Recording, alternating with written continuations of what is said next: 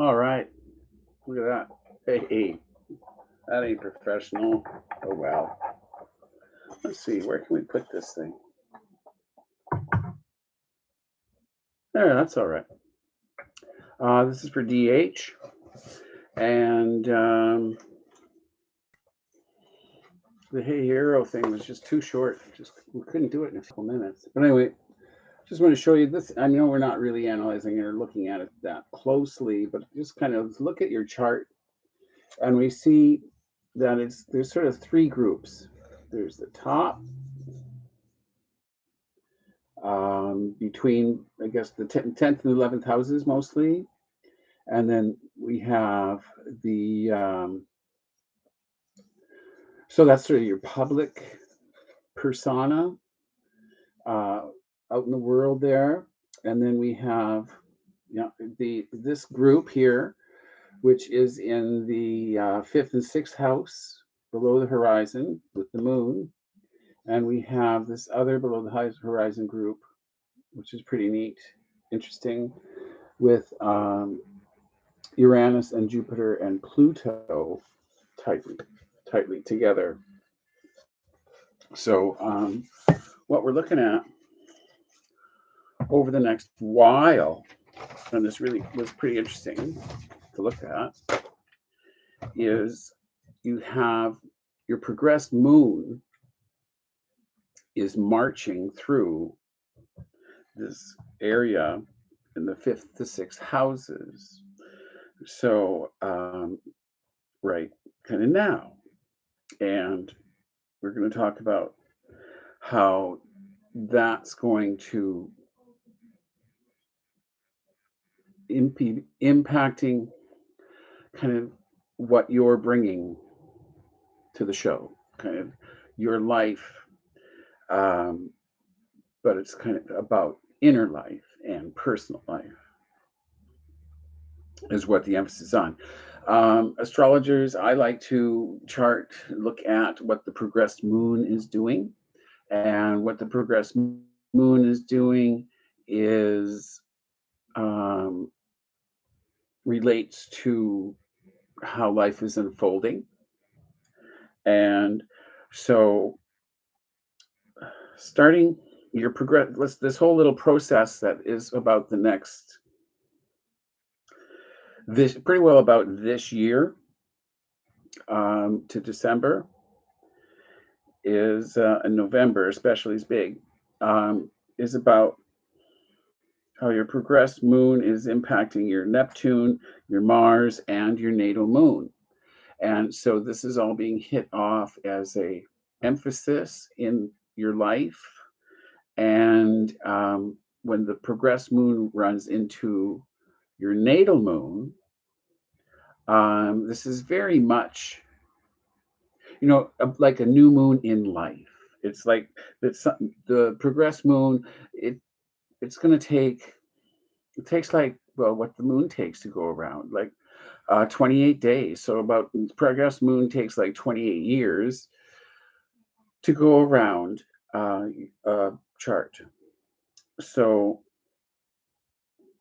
when the progress moon lines up with your birth moon, it's kind of a big thing. It's like a once in 28, 30 year thing where there's like kind of an emotional outreaching, kind of a emotional expression, kind of an alignment, if you will, um, about uh, your own feelings and an awareness around feelings, and I almost want to use the word conquest of feelings, which you might appreciate looking at some of your rest of your chart here, but that's not really it either. It's a and not control either, but a perspective that, how should we say, encourages um, a kind of directed. So this is a big thing, and it's in November. So to get there, connect with this Neptune Mars moon conjunction you have.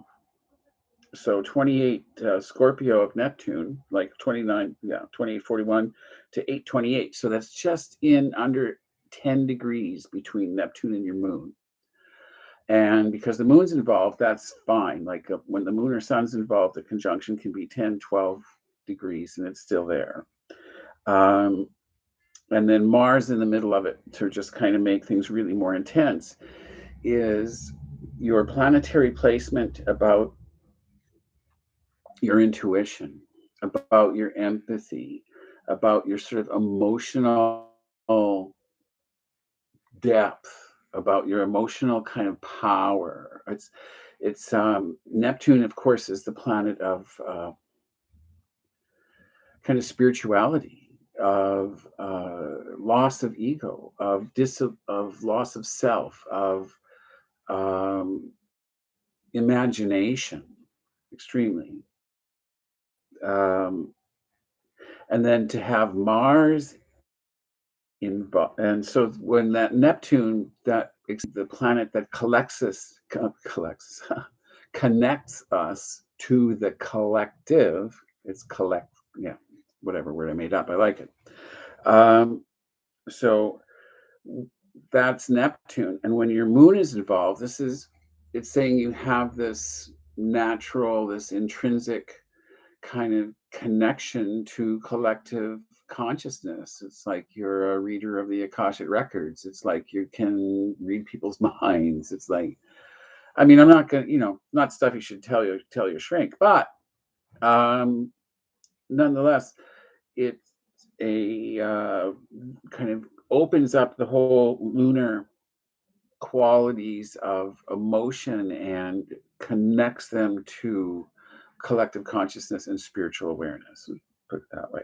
And then this is happening here in the conjuncture between Scorpio and Sagittarius. Mars and the moon are definitely in early Sagittarius. So there's this real altruism about bringing things out and kind of healing or improving. And it's almost this idea that as you've had to heal yourself and kind of work on inner awareness is like something you do and know. So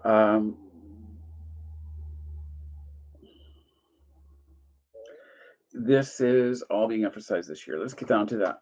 January of this year, your progressed moon was on your natal Neptune. This would have been a real opening up emotionally, and probably like the first message you sent me was a bit, "Ooh, can I cope?" It seems like January would have been this time of feeling a little bit overwhelmed, but it's not so much that you're being overwhelmed by stuff coming at you or responsibilities or obligations or work duties. I mean, it may seem like that, but I think if you step back, you would see that, well, there's been times in my life where that would have been no problem. I would have handled that. It's just seemed this overwhelmness is actually coming from with things opening up inside. And so it does make, progressed moon conjunct Neptune certainly makes it a little difficult. It really takes some focus and application to stay grounded, to stay focused, be able to kind of do the math, to be able to kind of be in this world, basically. Because Neptune is the quality of the other beyond the veil. That's what Neptune's about.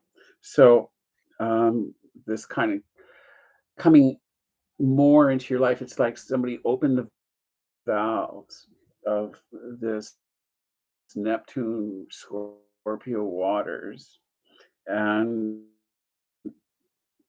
well, not someone, your higher self, or what, spirit unfoldment has opened this um, valves, and so there's that certainly, but really that's done already. That's we're moving on because That's January. So another thing was in right now, March 23rd, like now, this because it means really that you can we can almost feel uh, in a physical sense when the progressed moon changes signs. So the progressed moon just this month has changed from being in Scorpio to being in Sagittarius. And this is where you're able to now uh, articulate kind of your needs, articulate that you want uh, some astrology work done, articulate. But I'm sure this is happening now in work and stuff too. So don't be shy. If you feel things need to be better organized, um, not just for you, but for the whole company, business, the whole work environment, then you got to like just do it or just kind of say something and let people know and kind of bring that up that, well, let's do it. Let's try doing it this way. And um, I'm willing to do this, and who's going to do that? And go ahead, take a stand because that's what's coming up here. It's this March 23rd. The North Node is very much about the path of challenge and growth. The head of the dragon, it's called, and it's kind of where you're going, and very much, this is the 10th node in uh, house are very much about your career orientation that you like to be. um, Sixth house is useful, and 10th house is kind of managing, kind of in control, kind of creating a direction in the world. Put it that way. Career, it's career. um, let's take the English word career and put a hyphen between the e's. What do we got? We got carer. And so it's about how you're using your energy as a carer, where you're putting it, what you're trying to grow. Okay. So that's kind of it's saying that this is coming together now.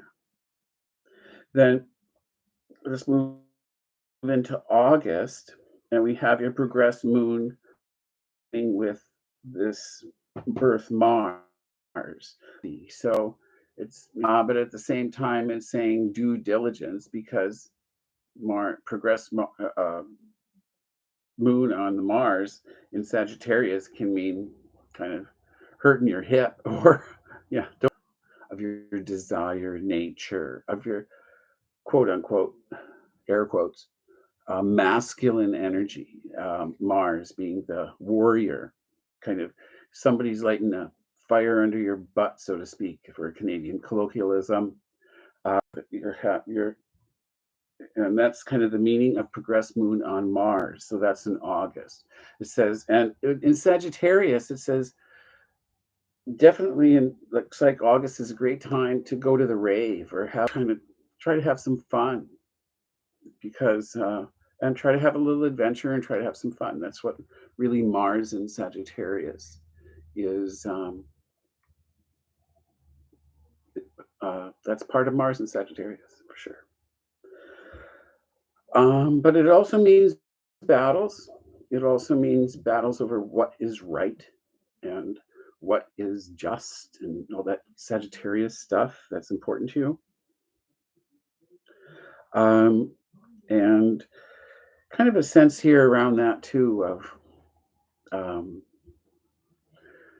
that, yeah, dare someone not take you seriously about something that you have a commitment to because, oh man, they'll hear about it.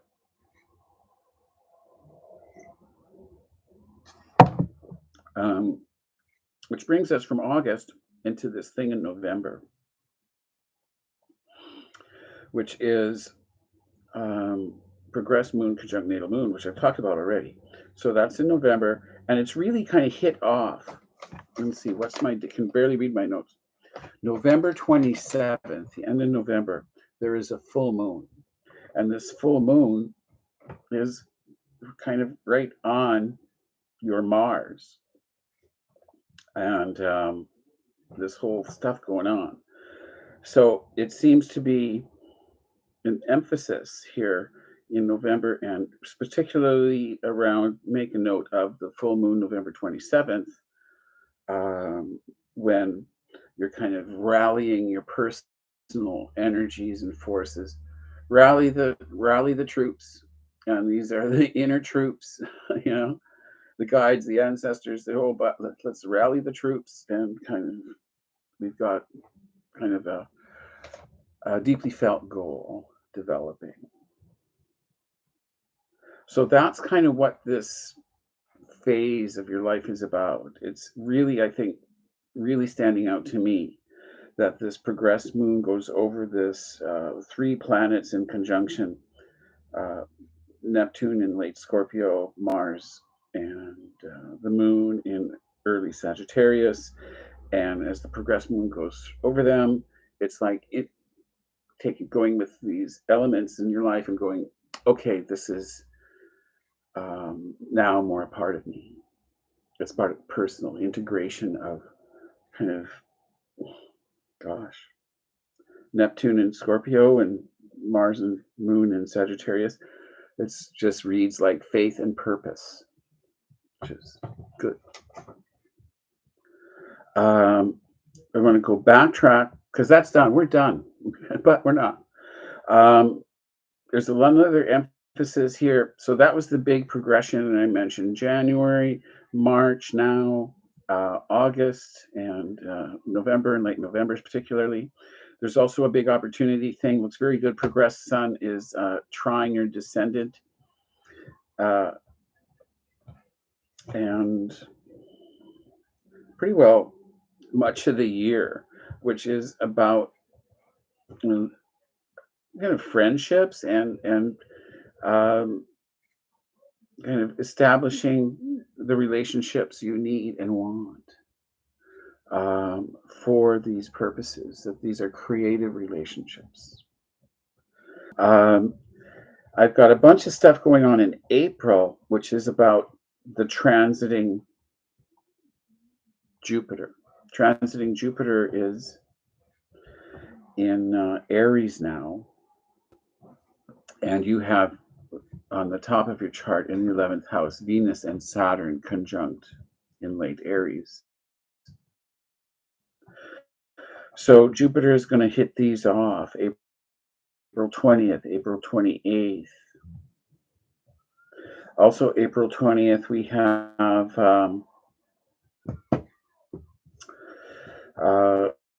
transiting Mars on your ascendant. Is around let's say the last part of April from the 20th, about kind of opportunity, about opportunity, kind of higher in career. It's higher ground, but more about the 11th house, which is about your kind of social cultural role, which is beyond career. It has to do with friends and creative expressions and organizing things in the community, in um, with groups of people. So it's like something is being kind of solidified. It's like a new foundation in friendships, in career, in business, in politics. I don't know. Could be. I'd vote for you. Anyway, maybe in a few years, eh?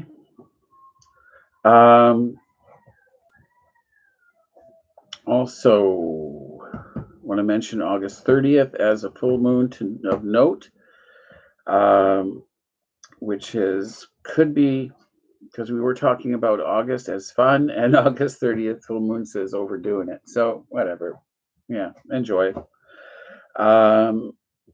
And as long as that's not the overdoing it in physically exercise way or crashing the bike or something. August 30th full moon. Stay home. July 17th, new moon is in Cancer, and it's square that Venus. So it's a little bit of, you know, I want what I want, and maybe some other people aren't going to like it. Uh, it's a little, July 17th is a little crisis in PR. Um, but that's the big stuff is so it looks good for a move because this whole Mars moon thing that's coming up this year and is really settled by the end of the year is about making a change, about home. Very much the moon natal moon stuff is about, well, let's add Neptune, Mars, moon stuff in your chart. On one level of that, it's very much about the dream home. So my suggestion to you would be, take your time. Have a perspective. I know that's not easy for you sometimes, but kind of about just wanting to get it settled. But my humble suggestion would be to, sure, make the move, but move into town, move into like a studio or a funky apartment or something, a place, where you can just kind of live with your boxes and not freaking worry about it and not give a shit that it's not settled, you know. Um, get a storage unit, live in a studio kind of apartment or something. Just kind of take some time with parking, of course. Take some time to look around, to feel it out, to kind of find the real place that you want. Uh, take a couple, I'm not saying kind of sign on for a year. No, I mean, hopefully you can find something that doesn't require like a 6-month lease or something. And even that would be okay. I mean, because I think it shows here that just keep in mind here that by around the end of December, end of November, I mean, you're going to be really sure about, this is where I want to be, this is how and where I want to live, and it's me. So, um, okay, that's what we got. Bye.